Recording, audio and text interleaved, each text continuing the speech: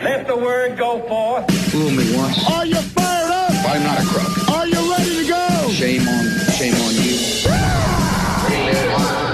It's Abe Lincoln's Top Hat, hosted by Ben Kissel. Fool me, can't get fooled again. All right, welcome to the show, everyone. I am Ben Kissel with Marcus Parks. Hey, Ben. All right, so we got a lot to get to. We had the James Comey hearing that happened last Thursday. We had the Jeff Sessions hearing that happened last Tuesday. Robert Mueller, he's special counsel. He is officially widening the probe into the Russian investigation regarding the 2016 Trump campaign. Donald Trump is now involved in the probe because Mueller is going to decide if he obstructed justice or not when he asked James Comey, Donald Trump, asked James Comey to end the investigation into Michael Flynn. Of course, none of this would happen if Donald Trump didn't fire James Comey, and you get the feeling James Comey is getting Comey's revenge. We also have to talk about the shooting in Virginia on the baseball diamond. The House Majority Whip Steve Scalise, he's a Republican out of Louisiana. He and four others were shot by a madman, James Hodgkinson, and my goodness, this is just as politicized as it could possibly be. One side's arguing about, Bernie Sanders and the rhetoric of the left and the Kathy Griffins of the world and Stephen Colbert's jokes causing this person to go overboard. And then the left is claiming, talking about gun control and gun rights. There's one person to blame for this thing, and it's James Hodgkinson. Yeah. He made a huge mistake, and somehow he got radicalized and thought that this was a reasonable thing to do, go shoot up a series of congressional members of Congress and their staff, because he doesn't see them as human anymore, because we are living in such a hyper-partisan country at this time. And we're going to get into that conversation a little bit later as well. Also, we'll touch briefly on Megyn Kelly. She's interviewing Alex Jones. And believe it or not, the parents of Newtown, the Newtown massacre at Sandy Hook, they're not happy. Not that she's airing it on Father's Day especially. No, not at all. Of course, there was a 56-year-old Florida woman who was just indicted on 4 counts of a series of things when she harassing the parents of a victim of Newtown. So Alex Jones, of course, spreading that lie that somehow Newtown was a false flag, and the entire government set up a huge theatrical event in order to get gun control and other things passed. It's a total misnomer. It's a total lie. And it led to a woman and multiple other people harassing parents of dead children. Yeah. The political discourse in this country is off the rails right now. So we're going to have a lot to talk about here. First, let's do the James Comey hearing, huh? So basically, I've been saying this is a charade masquerading as transparency, which are 3 kind of fun words. And that's what I've been calling it. Because if you watch the James Comey hearing, other than learning that Loretta Lynch, obviously under the Obama administration, the then Attorney General under Barack Obama, she wanted to refer to the Hillary Clinton email scandal as a matter Instead of an investigation. Instead of an investigation. And James Comey then did call it a matter. And of course, that is extremely controversial because the FBI, by the way, as we talk, I am holding the corgi. Dude, you got to put that thing down. I love this corgi so much. A fan gave it to us in Atlanta, and it's a corgi, and I got a little lay on it because it's going to Hawaii. It is so horribly distracting because you keep waving it in front of my face. Yes, that's the corgi. So, yes, I'll put it down. Okay, I'm calling it Runkles. Runkles the corgi is going to go on the table. There you are, Runkles. Thank you. So Loretta Lynch, yes, as we just said, asked James Comey to call the investigation into Hillary Clinton's emails a matter, and then James Comey did, which is kind of stunning considering the FBI is supposed to be an independent institution and James Comey is supposed to be bipartisan, but he did take the advice of Loretta Lynch to theoretically help out the Hillary Clinton campaign. Of course, the media just ran with the word investigation anyway. Right. And let me ask you this. I was a little unclear on this. Was Loretta Lynch asking him to use the word matter in October when Comey briefly reopened the case, or was this just an overall thing? It was an overall thing. Okay, well, that's a much bigger deal. The case was reopened, you have to remember, because of Anthony Weiner, the curse that keeps on giving, because there was an email sent to the Weiner home computer, and then, of course, the investigation into Anthony Weiner, so that was the whole thing. I mean, horrible. Man, that guy messed up. Anthony Weiner, biggest loser of the year, to say the least. Biggest loser of the. As far as politics go, I Right. think you could name Anthony Weiner the biggest loser of the 2010s. Yeah, it could be. I think so. Even bigger than Hillary Clinton, I think. Wow. I think you could really put Anthony Weiner up there. I mean, he just had everything and he just lost it. Lost it all.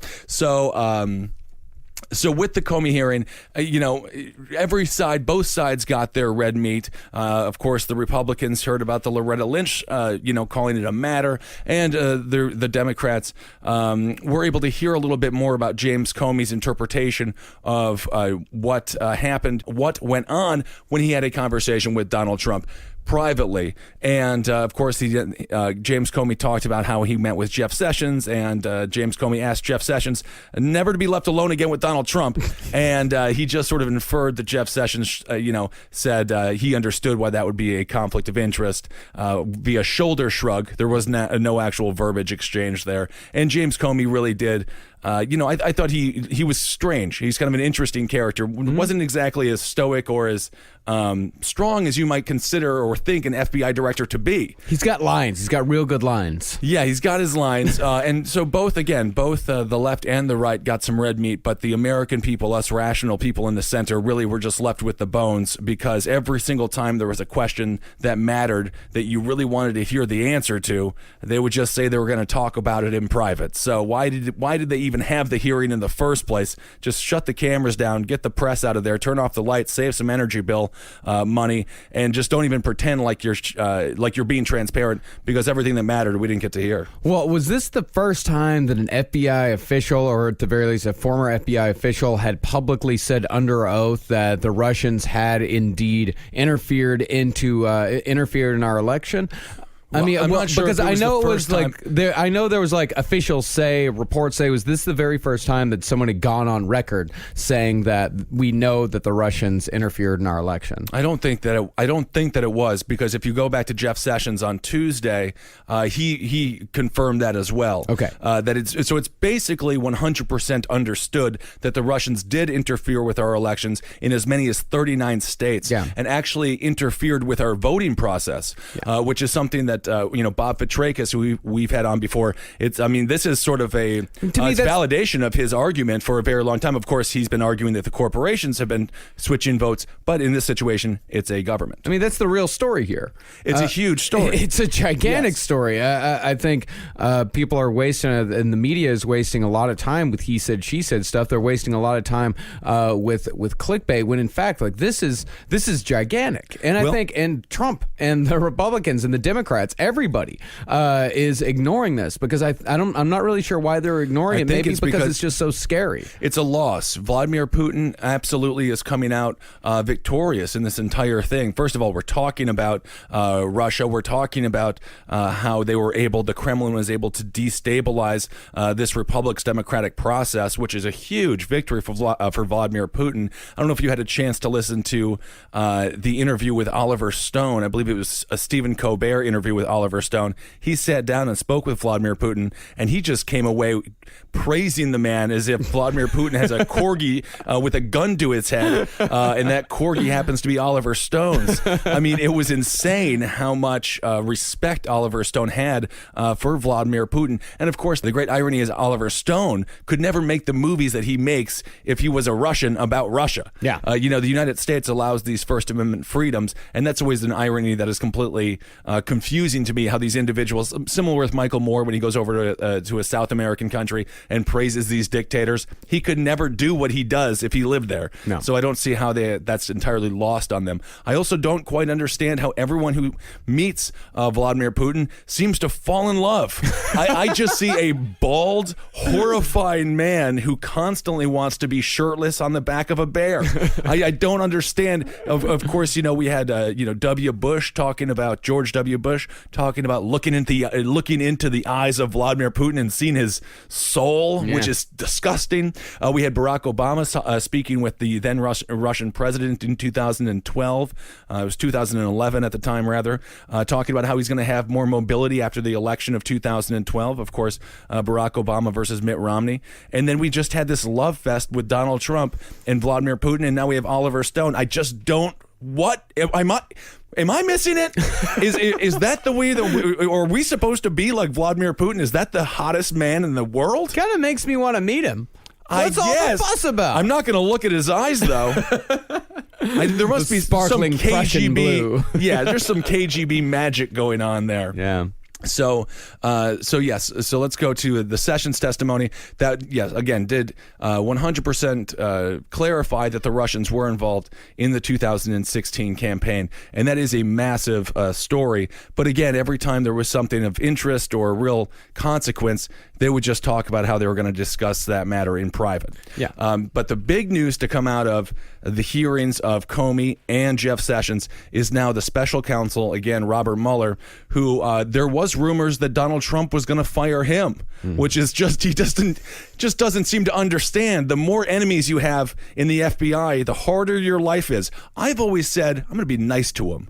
If you're in the FBI and you're listening, let's go get a drink. What's up, buddy? What up, buddy? Buddy, FBI buddy. Come on. He angers. Donald Trump doesn't understand that these people are theoretically part of this notion of the deep state that these conservatives throw. It's just a buzzword. It just means people who worked in government basically their entire lives. It's just another scapegoat. It's another reason why this is why we can't get done what we want to get done. This is why we're incompetent. We're not incompetent because we don't know how to compromise with other human beings. We're incompetent because the deep state is preventing us from doing our jobs. And we're going to get into hyper-partisanship in a moment here. And I firmly believe it's connected to gerrymandering and redistricting far more than arts and entertainment. Yeah. But so if James Comey isn't fired by Donald Trump, my prediction would be that this special counsel, Robert Mueller, doesn't expand the probe into Donald Trump regarding his possible obstruction of justice with the Russian investigation. I think this is absolutely personal from James Comey to just pull one over on Donald Trump and let him know. Because if you saw James Comey on Thursday, he doesn't come across as, again, I thought he was like, for some reason, I just picture FBI directors like with an eye patch and a bunch of like Nick Fury. Yeah, just like mysterious scars, and you're like, how'd you get that one? He's like, I'd tell you, but then I'd have to kill you. Yeah. You know, like that's what I think. But if you listen to James Comey, he just seems like a fairly fragile guy in a strange way. We have to respect him because he's tall, 6'7", 6'8". We have to show a lot of respect for him for going through life with that. That's not easy. But now you can see, where the power that he does have, which is connections at this point, he is wielding it as much as he possibly can against Donald Trump. So we're going to see where this investigation goes with Mueller. Is it going to continue to just be so much smoke that it just continues to suffocate the Trump administration, or will there actually be a fire that burns the entire thing down? And we do get to see the proceedings that everybody on the left goes to sleep dreaming about, and of course those proceedings would be an impeachment. So there is a lot going on with that. That's where we are. That is big news, though. That is some bombshell stuff. Yeah, because up to this point, again, Donald Trump was never under investigation, and James Comey made that clear. So that's huge. That is a big. If you are someone who wants to see Donald Trump's feet held to the proverbial fire, this is going to be big. And if you get Donald Trump under oath, I don't think it's possible for him not to lie. So I really mean I mean that from a mental, from a psychological assessment of Donald Trump. I don't think he knows he's lying. He's pathological. He's absolutely a pathological liar. And I think he would be able. It is not hard to trip up a 70-year-old pathological liar. No, they're not too sharp. Well, Robert Mueller is 72. All these guys, it's just the movie Cocoon, but everyone's wearing suits. It's ridiculous. Well, but at the very least, like Mueller, not to say that our more elderly listeners are not just as capable. No, they are. They're wonderfully capable but people. But a 70-year-old pathological liar who is not all that bright to begin with is going to be tripped up pretty fucking easily. I watched some old interviews with him back in of Donald Trump back in 1988, and he spoke the same, but he had a light. Yeah. He had a little bit more. The room was much better lit than it is now. Well, and of course, we see that with Bill Clinton as well, unfortunately. Well, I got to kind of give him a little bit of credit. Like, he does have an intelligence. He has a certain kind of intelligence. He just does not have governmental intelligence. And of course, he doesn't know. I mean, it's like I've been saying. It's like they hired a cab driver, not even a cab driver. They hired someone who knows how to drive an automatic to run an 18-wheeler across the country. Right. That is the thing with him, with Donald Trump, with not having the government experience. He's just getting in his own way. He's shooting himself in the foot. He's just a drunk cowboy at a saloon trying to pick a fight, but every time he does, he accidentally blows off a toe. I mean, it doesn't. That is because of his arrogance, but also simply because he doesn't understand the Oval Office, the executive branch, and how it's supposed to relate to, again, an independent institution like the FBI. Yeah, and I think that's why this whole obstruction thing is coming up, because I guarantee you, he didn't think that he was doing anything wrong at all. He was approaching this whole thing from a business angle. It was like, I'm going to go to my employee. I'm going to ask my employee for loyalty. I'm going to ask my employee to do me a favor. First of all, my employee doesn't give me loyalty. Then he doesn't do me the favor. And I don't really like this motherfucker anyway, so I'm going to fire him. Right. And in the business world, that washes. You're fine. Yeah, you're fine. That is absolutely allowed to happen in the business world, but not in government. And Donald Trump is someone who enjoys the loyalty. I'm not sure if you had a chance to watch the cabinet meeting that he had, where it reminded me of the scene out of Dick Tracy. What's the Big Boy? When everyone's sitting around, I believe it's Big Boy, and I only say that because of Dustin Hoffman's character, Mumbles. Is it Mumbles? Mumbles. Big Boy did it. Big Boy did it. Because all he wanted was some water that came out of a statue's genitalia, if I recall properly. It just reminded me of a crime boss, as opposed to a president, where everyone went around the table and said the highest compliments, including Rick Perry, who, Donald Trump, obviously, we're getting out of the Paris Climate Accords. Rick Perry actually wanted to stay in. Of course, Rick Perry is the former governor of Texas. He put on glasses now, so he's smarter. Oops. He forgot the third thing of government that he wanted to cut, which is a big thing to remember. Yeah. Because he was on pain pills. That was way back in 2012. And isn't that the thing that he runs now? The EPA he runs. No, he runs the energy department. Oh, the energy department. Yeah. I believe Google what he runs. I thought it was the EPA, but maybe your energy would make more sense, of course, coming from the state of Texas. Yeah, Department of Energy. Department of Energy. Okay, thank you, Marcus. So he didn't want to get out of the Paris Climate Agreement, and he tried to convince Donald Trump to stay in it. However, as soon as you see him in this cabinet meeting, he just had the highest compliments for Mr. Trump. Almost like what Oliver Stone had to say about Vladimir Putin. They're all holding everyone's dogs. You get a hold of a couple's dog, they'll do anything. They'll say anything positive about you that you want to hear. So that was very hilarious. If you had a chance to check out that cabinet meeting, check it out. So that's what Donald Trump is coming in, as you were just saying, Marcus. That's his mentality going in, and he's having a harsh reality in the difference between running a corporation and running a government. And again, he just consistently gets in his own way, because if you do look at the stock market and things like jobs, they are the stock market's doing fine. There is, the job growth isn't horrible. Wisconsin actually might get a massive business, and I think it's called Foxconn. That would be big for Scott Walker, although I don't think Scott Walker deserves anything. He's done such a horrible job as far as union busting and teaching and, the teachers' rights in Wisconsin.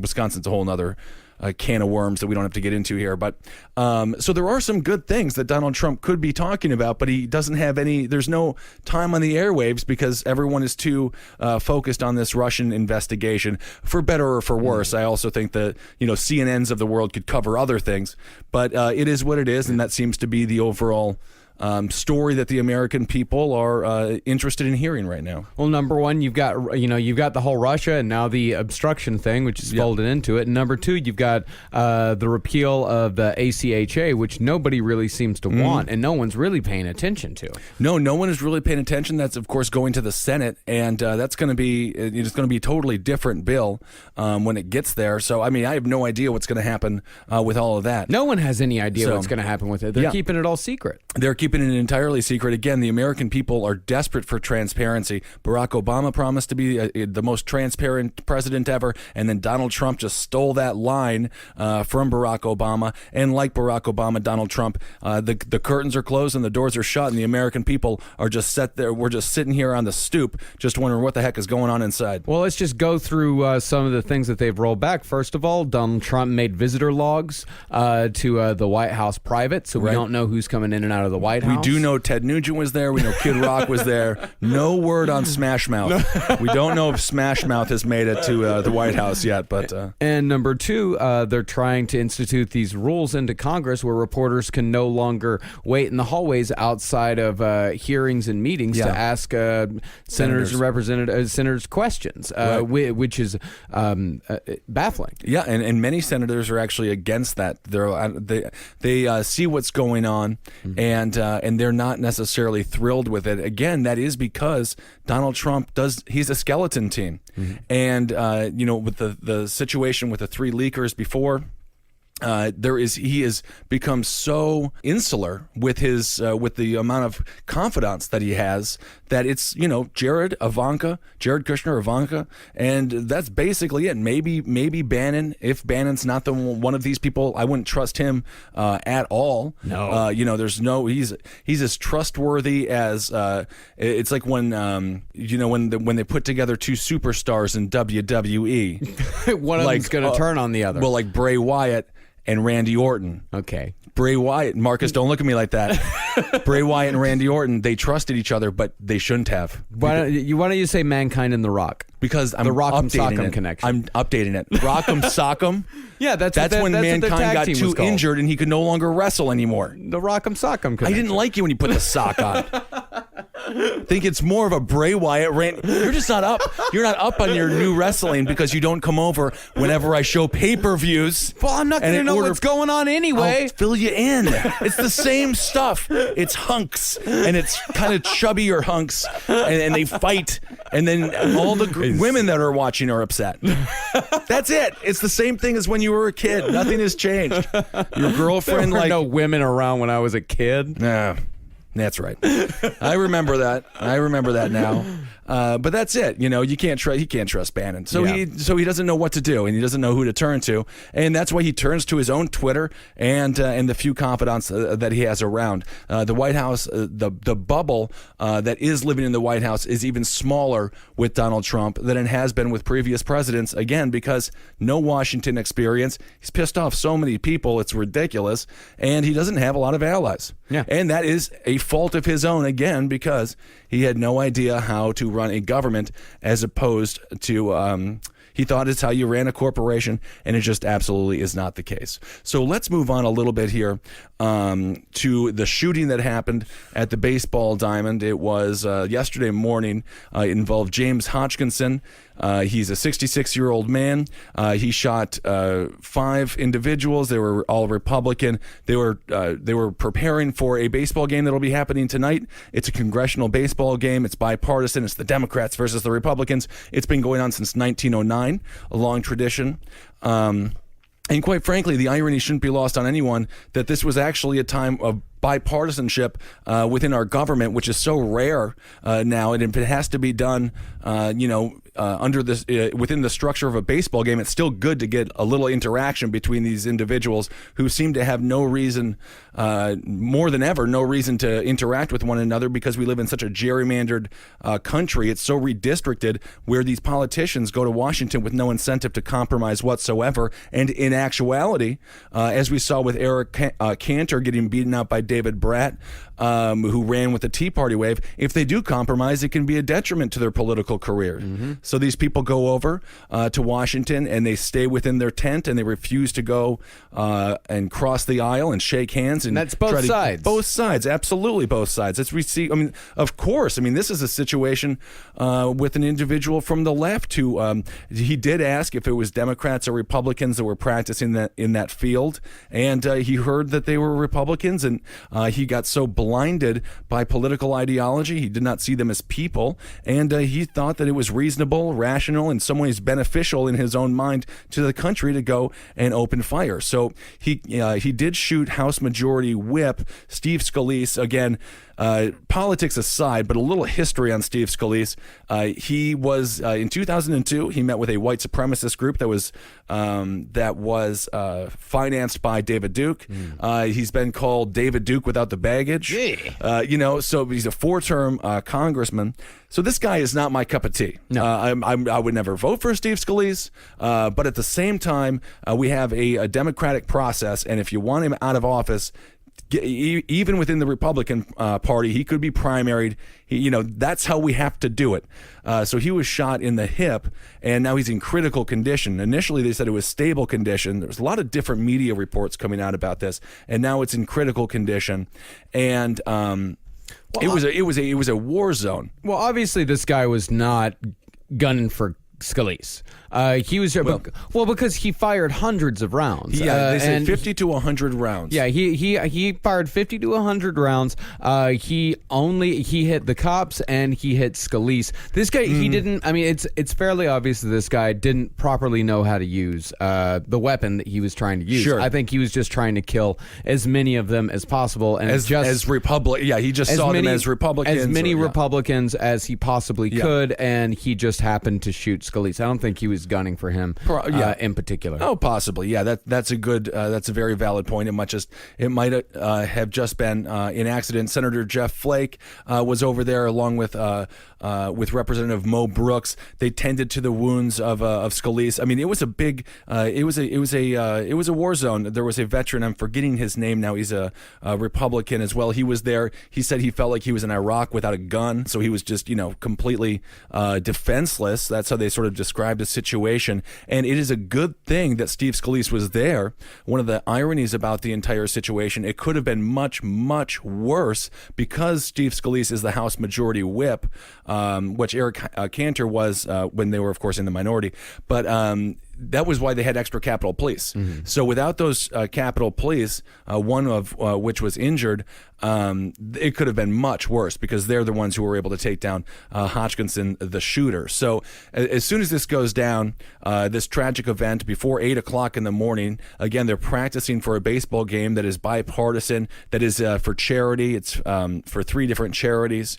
And they were trying to do, theoretically, it's something positive. As soon as this goes down, of course, the right calls it proof of left-wing extremism and proof that Stephen Colbert and Kathy Griffin and Madonna and Mark Ruffalo, proof that all of their rhetoric had led this man to go do this action, which is completely untrue. I guarantee you Hodgkinson wasn't thinking about Kathy Griffin or Mark Ruffalo or any of these people when he committed this act. Obviously, this is a process that has been going on for so long in this country, and that process that I'm referring to is political hardening to the point where politics have become a religion for some people. Easily. So when you go against a someone's political ideology, like Marcus and I would disagree, but if I would go against Marcus, it's not that I'm going against a political idea he has or a political ideology. Now I'm going against his God. Yeah. And that's what happens now in this country, where political ideology has become so entrenched and so ingrained in everything we do. People, they let politics influence where they shop, what restaurants they eat at, what clothes they wear, what music they listen to, what movies they go to, what kind of car they drive, where they're going to go to school, where do they want to live. They let politics influence everything in their lives. What kind of peanut butter do you eat? It is really pervasive, and it's unique to our time. I don't recall this being the situation in the 90s or I can only really speak to the 90s and early 2000s. I never once politicized a car, like a Kia, for example. Now all of a sudden that's a liberal, tree hugger car as opposed to a Ram truck, which is a good conservative truck, for a person who loves hunting and is anti-immigration. It's very bizarre how politics have just become so much of our lives.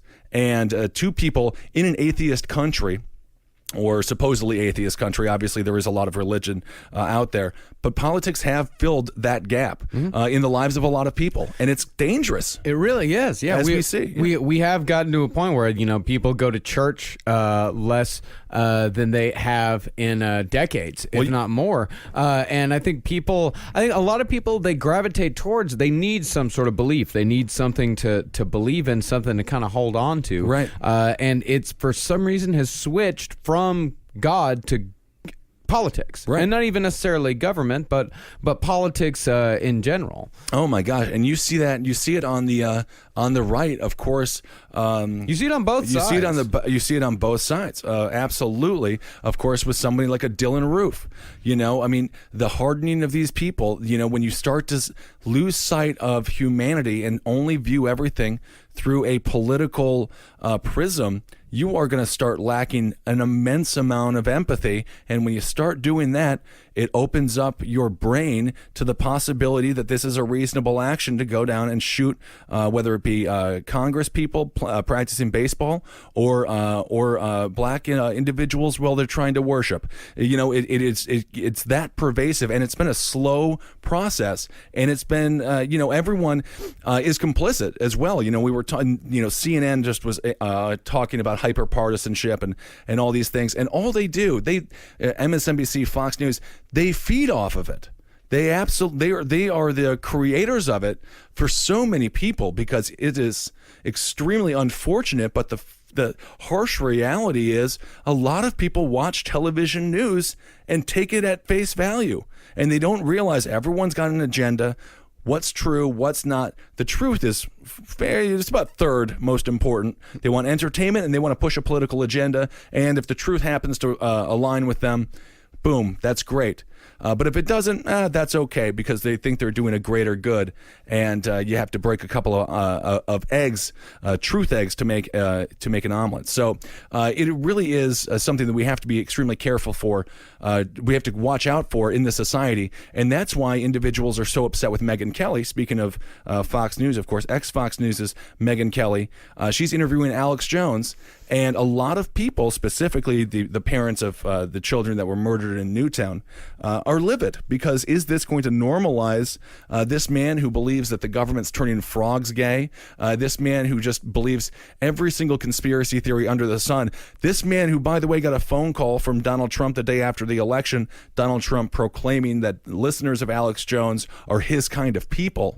This man who now has a press credentials with InfoWars. Well, they got temporary press credentials. Temporary, but they got enough. any yes, that's a good bright spot. What Megyn Kelly did with having Alex Jones on her show, she filled up his gas tank for another 5 years. It's possible, because not even necessarily bringing more eyes to him, she has given him something to fight against, because no matter what she says, no matter how she edits her interview, Alex Jones will forever have a personal beef against the mainstream media now. He always has, but he has a personal one now. Now it is him, where he has fought against Megyn Kelly, and he can twist that narrative however he likes. He already has. Years. He already has. He knew exactly what he was doing when he said yes to that interview. Well, he clasped his hands together and said, "Fuck yeah," because he knew exactly how he was going to be able to use this interview to his advantage. I think you might be overthinking the mind of Alex Jones. I think there's a lot of knee-jerk. I think there's a lot of waking up with a hangover and making a lot of knee-jerk reactions. And we'll see if this is going to be beneficial to him or not. I personally believe the interview, it's okay. Obviously, it's legal. They both have a First Amendment right to speak with one another. And the network, as we've seen with Donald Trump throughout the entire campaign in 2016, they need to get eyes. And there's, the internet has proven to have a model of success that is clickbait. And in order to get clicked, you have to have a salacious headline, a hyperbolic headline, something completely audacious to get those individuals to click on your site. Advertisers see it, they advertise on those sites. This vicious cycle continues. This is the television version of clickbait. So it is going to be viewed. I think it's going to do fairly well because Alex Jones does get attention. I wish I could watch this the exact same way that I go to a Michael Moore documentary, or the same way I do a Dinesh D'Souza documentary. If you don't know Dinesh D'Souza, I think more of you might know Michael Moore, but he's the Michael Moore of the left. Or the Michael Moore of the yes, right. I'm sorry, Michael Moore of the right. He is hilarious. His air quote documentaries are the funniest damn things you'll ever see. But whenever I go to a Moore or Dinesh D'Souza documentary, air quote, I buy a ticket for a different movie because I don't want to support this hyper partisan nonsense. And I wish I could somehow watch the Alex Jones interview, but like half people think that I'm watching golf, but I don't know how to quite do that. I mean, I'm gonna watch it. Of course, you know about my. I mean, everyone knows about my fascination with Alex Jones, which grows only deeper with each passing day. It's very bizarre. But one of the great ironies about Alex Jones, he talks about Prison Planet, right? Yeah. We have a situation where he supported a candidate in Donald Trump. Jeff Sessions is now, of course, the AG, the Attorney General. He is the Prison Planet. He is everything that Alex Jones was supposedly railing against. Geo Group and Core Civic, these private prison institutions, given kickbacks to Jeff Sessions.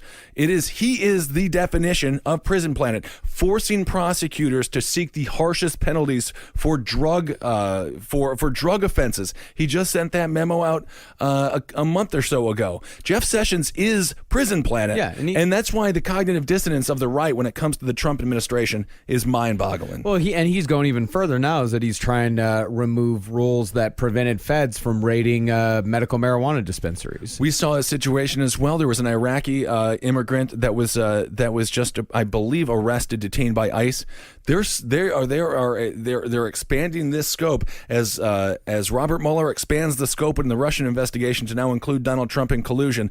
Jeff Sessions is expanding the scope of ICE's ability to really pick up anyone that they deem to be, not wanted here. And it is unbelievable that we have someone like Alex Jones who espouses this whole Prison Planet, the globalists, they're all coming after us. And then he literally is a proponent of an attorney general like Jeff Sessions. It's all nonsense, and that proves that everything that Alex Jones has ever said is a complete and utter lie. Yeah. Well, with him, I'm still not sure whether it's a cognitive dissonance or whether it is that he knows exactly what he's doing and he's just making as much money as he possibly can doing it. Well, he can. Or he just or he just enjoys it. He just enjoys the attention. He enjoys everything that it gives him. Oh, of course. I mean, he absolutely did, and that's why they waste no time when you had the Hodgkinson situation yesterday morning. They wasted zero time. They were happy. They were, people hear about that. We don't go through the proper steps of mourning anymore. We just immediately have a flippant response. We go to our phones and we just start tweeting and Facebooking. No thought whatsoever goes into anything. And I guarantee you, if you are an individual on the left listening and you heard about the shooting and then you felt less bad because it was Republicans, you got to take a look at yourself. Yeah. Because you can't, no death like this is good, or no shooting like this is good. And I don't, it was the same situation. I believe it was Xavier Manuel, I believe was his name. That was the man who shot up the Dallas Police Department. This was the individual. And the great irony is the Dallas PD have actually been on the forefront of officer reform, of police reform. They've been trying, to do more community policing. But this man, he watches, the horrific death of Philandro Castile, and obviously, I mean, they've just been blasted. We've seen so much police brutality and scared police officers shooting their guns because they're not properly trained or they just don't have the temperament for the job. He saw all of that, got extremely hardened, and went off and committed his own heinous acts of violence. And we have to stop. We have to curb the political violence, and we have to do that. Every single tweet that you send out, every Facebook message you send out, that changes stuff. It's like every single negative tweet is a little drop of water, and right now we are drowning in an ocean of hatred, and everyone's complicit. Everyone is complicit. Absolutely. I was watching the live footage of the shooting, or not necessarily the live footage of the shooting, but the live coverage of the shooting. And as soon as they announced his name, I ran to my computer, and of course, as we do these days, you look at Facebook. Of course. You go immediately and you try to find that person's Facebook page, and I found it immediately, and about 200 or 300 people had already found it before me, and the comments that were being posted immediately, absolutely immediately, it was sickening to see on both sides, on both the left and the right. People posting memes, people talking about like, good riddance, like great job, and other people saying like, this is the radicalization of the left. This is exactly, no, it's like, no, someone almost died. 4 people almost died. 5 people. And 5 people almost died, and the killer himself died. There are deaths here. There's blood on the ground, and you are immediately politicizing this. You're not thinking at all. People aren't thinking even a little bit. They're not giving it a moment's thought before reacting, and not necessarily and not just reacting, but reacting publicly, which are two very different things. That we can react in our own homes or in private. We're all allowed to act or to react however we want, and of course, we're allowed to react however we want in public as well. But it's so much more dangerous when you react in public. It just spreads poison. It really does. And with this 24-hour news cycle, there was so much misinformation, so much. I was covering it. I had the great opportunity, and thanks for everyone who listened to me doing Fox News Talk. I'll be back there on Monday and Friday next week. It's such a fun experience taking the phone calls and stuff.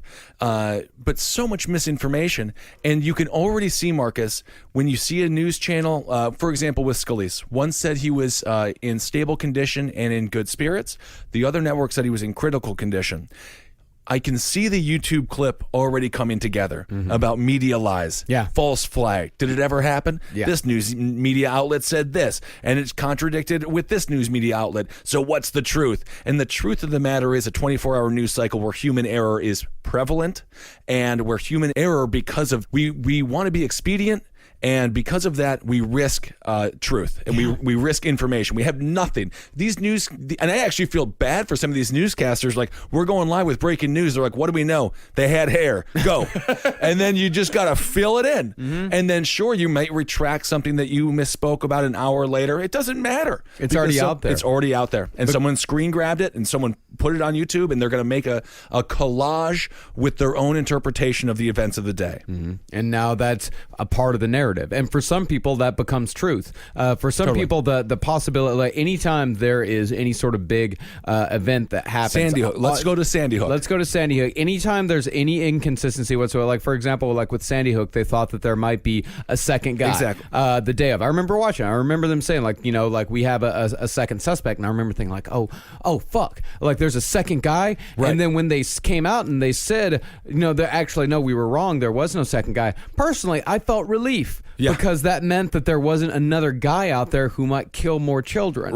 But with the more conspiracy-minded people, they think, oh, that's a lie. Of course that must be a lie. It's this weird thing where they take that original claim that there was a second shooter, they take that as infallible truth. But anything else is not. It's like, well, why do you believe that there was a second shooter? It's like, well, they said there was. It's like, well, they said there wasn't. It's like, well, they were lying that time. They were telling the truth before.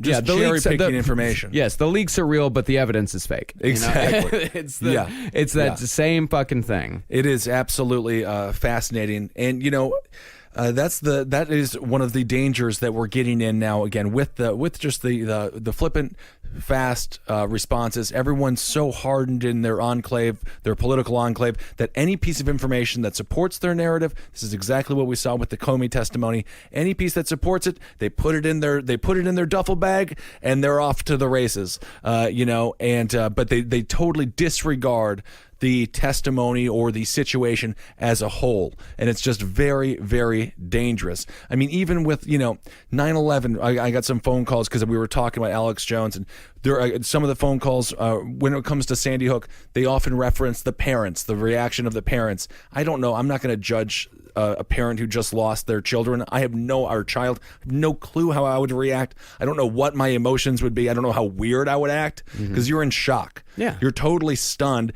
And then also, the vast majority of people are introverts, and all of a sudden there's a group of camera people on your front lawn and a microphone. It's not normal to During go out the worst moment of your life. Exactly. So it's like you can't judge how they reacted, but they take all that together, they string it along in a narrative. Alex Joneses of the world, put that out there as a possible truth or as a definitive truth.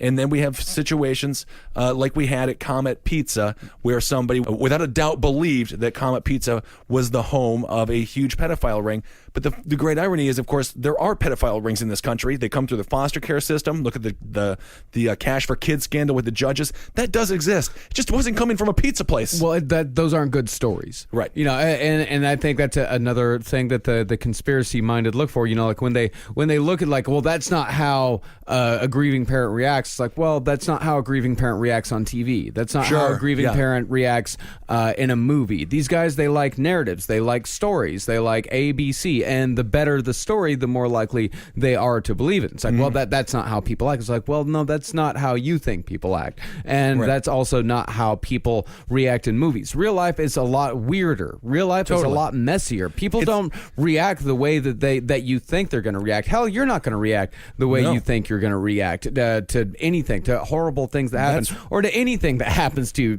Real life, people are weird. Very weird. People are weird as shit. Yes, absolutely. I know that for a fact. Even when it comes to like the conspiracies of 9/11, did the government, did those planes ever land with people in them? No. Did those planes hit buildings? Yes. Did Susan Rice tell Bill Clinton not to kill Osama bin Laden? Yeah, they probably should have killed him in the 90s. It's just human error compounded. And then naturally, as soon as these tragedies do happen, again, as we saw with the shooting on Wednesday, both political sides attempt to score political points, and we completely lose the compassionate middle, which is the huge majority of this country, of people who are just like, can we just calm down? Yeah. Can we be cool? Which is so hard to convince people. How do you just be cool? Yeah. Just like let it go. Because all of this political partisanship, it's not getting us anywhere, and that's the reason why we're not getting rational gun laws, why we're not getting rational abortion laws, because neither side is willing to give an inch because they're concerned that side will then take a mile, because everyone is just, we're Stretch Armstrong in it right now, and Stretch Armstrong's arms are stretched about as hard, about as long as possible, and they're about to snap. And obviously, in the case of the situation with Hodgkinson's, it did snap for him. And the heart of this country, in the torso of Stretch Armstrong, is just trying to keep it together, and it's getting harder and harder and harder. And then we're all going to get that sticky, silvery goo all over us. I never got Stretch Armstrong. I honestly never really understood why kids played with him. I loved Stretch Armstrong. I played with it for like 4 minutes and just nailed my friend in the face because I thought it was more of a hitting tool than a toy. And then he never let me play with his Stretch Armstrong again. I would not have either. Yeah, but that wasn't fun though, because you couldn't even. It was stretchy, but not bendy. It was bendy. You could bend him. It was stretchy. Yeah, I mean, there was some cool things about it. You have a good time with it. Yeah, but was there a cartoon attached to it? No, there wasn't. And that's why Stretch Armstrong was pure. No, I don't think so. But we should all be more Stretch Armstrong-y in our life. Yeah. More rational. That's it.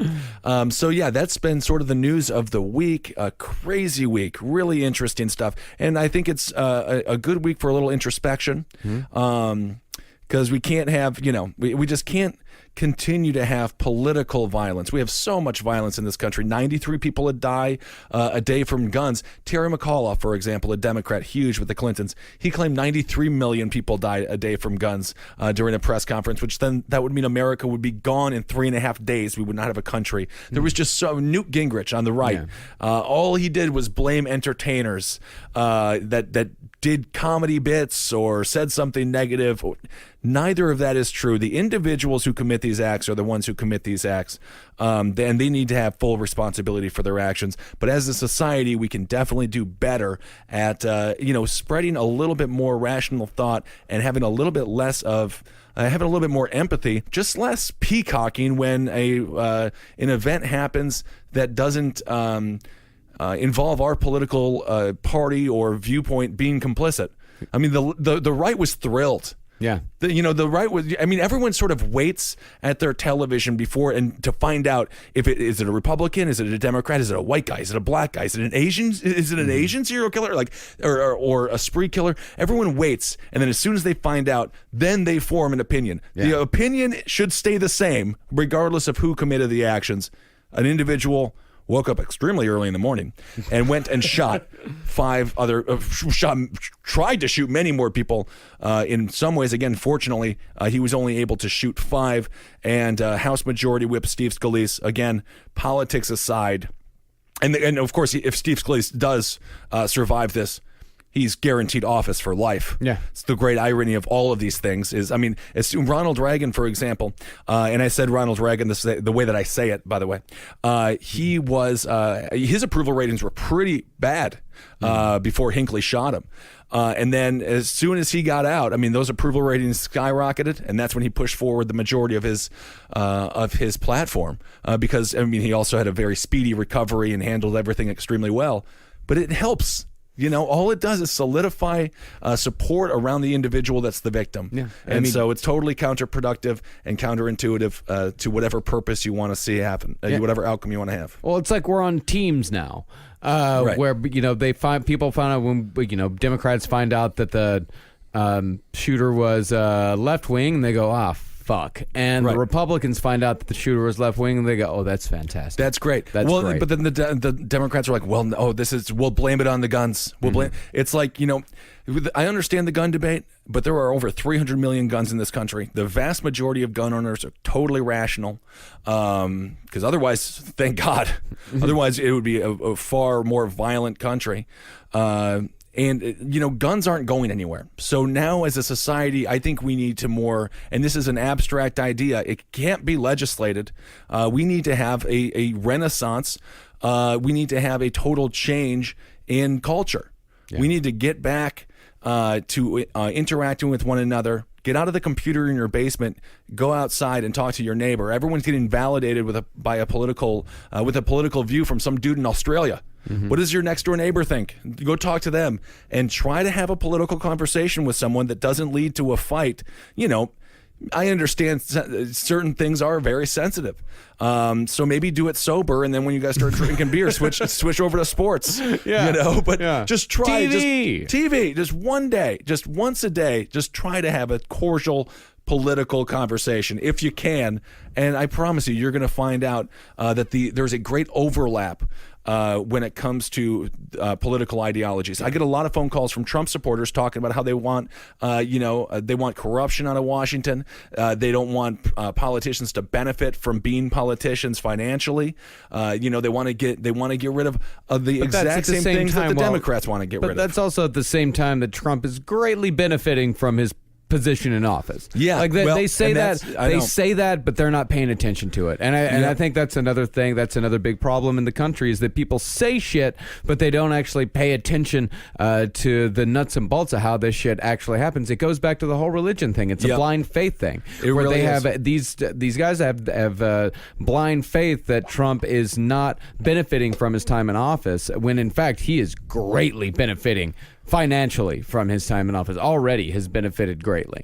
Yep, and the vast majority of the American people do not like that. But I agree. They do have to, and they're not happy with that. Yeah, a lot of the Trump supporters aren't happy with that. Yeah. But now, what do? You got this guy in office. Yeah, but Democrats on the other hand, Democrats think that all of their people are squeaky clean. That none of these people are making any money. That it's all the Republicans that are dirty and making all this money. And it's like, you try to find me somebody in the Democratic Congress that makes less than $500,000 a year. I believe how many millionaires? Nancy how many Pelosi millionaire might be the Democrats? wealthiest woman in California. I think Yeah, she might- how many millionaire Democrats? Oh, they're all exactly. huge. Yeah, they're all these people are vastly wealthy, and they got Yeah. that way because they know how to game the fucking system. So your side is no better than the other. Absolutely. We need more. I believe it's Angus King. He's an independent out of Maine. I like him. He's an old man. Let's see. I mean, even Bernie Sanders has like 3 houses. But then again, you should be able to benefit when this is a But capitalist Bernie society. Sanders is clean. I don't know physically or I want to read that email that calls us Alex Jones to the left. Can I read that to close out the show? Sure. This was an email that I got, and I just wanted to share it with people because it made me laugh so much. Well, this is an email. This is from Jim. Okay, so now this email, Marcus, do you know what it's entitled? What? It's called "You Are the Alex Jones of the Left." You are like just you specifically? I don't know. Well, we can be. We are the Alex Jones of the left. That's what this email addressed says. to both of us. It was addressed to me, but he mentions you. I don't even know why I'm reading this email. I just thought it was so funny. He says, Ben, your podcast, Abel Against Top Hat, was a welcome respite from the even-keeled, intelligent perspectives of the elite left. I was angry and I needed someone to represent those emotions. Much appreciated. So far, it's good. I don't know. See, that's the thing is that was he being sarcastic throughout all that? I don't know. I'm desperately trying to figure it out. Because it's really, that's oddly worded. Yeah, it is. The whole thing is, I ignored your errors and uninformed comments before because I wanted to be in an echo chamber. So he wanted to be in an echo chamber. Okay, I think he's being sarcastic. I don't know. That was then. Now I care about facts. Now he cares about facts. Cool. Well, I'm still angry. I cannot abide by your Alex Jones approach to anger for anger's sake. Your facts are wrong. Your conclusions are biased. In the last podcast, you and Marcus Parks said without equivocation and as if without question that the majority of Americans voted against Hillary Clinton. She won the popular vote, so you lied, plain and simple. But it's an electoral college. Yeah. So that doesn't really make any sense. But yes, she did get the popular vote. And also the majority of Americans didn't vote.